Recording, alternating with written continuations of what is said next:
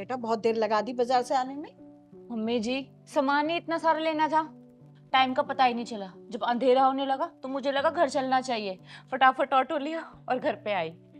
अच्छा तू आराम से बैठ, मैं तेरे लिए पानी लेकर आती। थक गई होगी ना।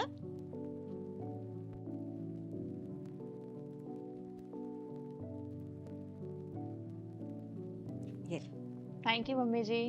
अरे थैंक यू वैंक यू छोड़, और ये दिखा तो अपने मायके वालों के लिए कैसे गिफ्ट लेकर आई है। हाँ, मैं दिखाती हूँ।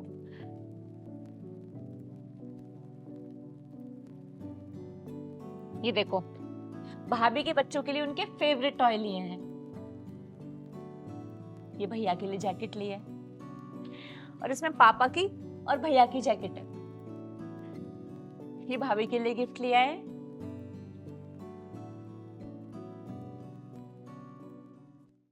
और ये मम्मी के लिए और भाभी के लिए साड़ियां ली है। देखो, मैंने कितनी बार कहा है स्वरा को कि ज्यादा दिखावा करने के चक्कर में मत पड़ा करो। अपनी चादर देखकर पैर फैलाने चाहिए। और ये बात अभी बोल दूंगी ना तो इसे बहुत बुरा लगेगा, लेकिन इसे समझाना तो जरूरी है ना। मम्मी जी कहाँ खो गए? बताओ ना, कैसा लगा सामान? हाँ बेटा, सामान बहुत अच्छा है और महंगा भी लग रहा है। बेटा इतना सारा खर्च करने से पहले सोच लिया होता। ये सागर के ऊपर काफी बोझ पड़ सकता है ना, और महीने के आखिरी दिनों में पैसों की दिक्कत भी हो सकती है।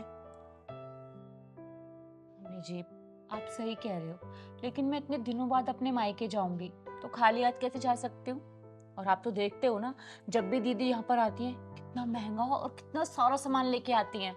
उनको देख के मेरा भी मन करता है कि जब भी मैं अपने मायके जाऊँ बहुत सारा सामान लेकर जाऊँ। बेटा मैं कोई भी चीज ना तुझे मायके ले जाने से नहीं रोक रही हूँ।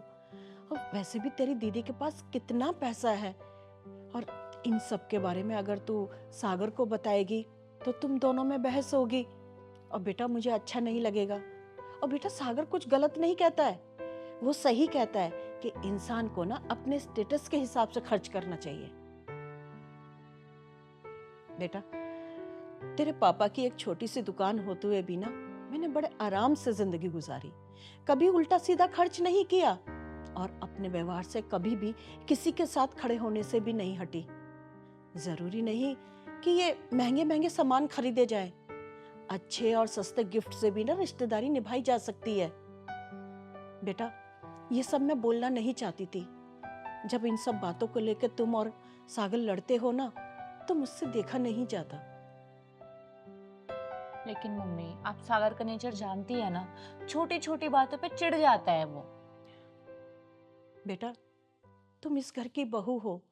एक बहू को अपने परिवार के साथ जुड़े हुए कामों को लेकर ना बड़ा सजग रहना पड़ता है, और भगवान ना करे कभी हमारे परिवार के ऊपर दिक्कत आए और हमें किसी के आगे हाथ फैलाना पड़े।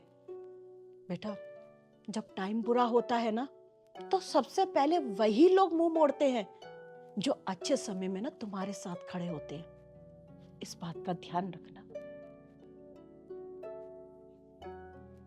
मम्मी जी, आप बिल्कुल सही कह रहे हो। इस बार तो मैं इतना सारा सामान ले आई, लेकिन अगली बार से मैं ध्यान रखूंगी। और सच में मम्मी जी, मैं बहुत खुशनसीब हूँ जो मुझे आप जैसी इतनी अच्छी सास मिली है, जो मुझे इतना समझाती है, इतना प्यार करती है। अगर आपकी जगह कोई और होती तो अपने बेटे के कान भर भर के घर में लड़ाइयाँ करवाती। Thank you so much mummy ji, मुझे समझाने के लिए। अच्छा हुआ तू समझ गई। अब मैं तेरे लिए ना चाय बना के लेकर आती हूँ। तेरे इंतजार में मैंने भी चाय नहीं पी है।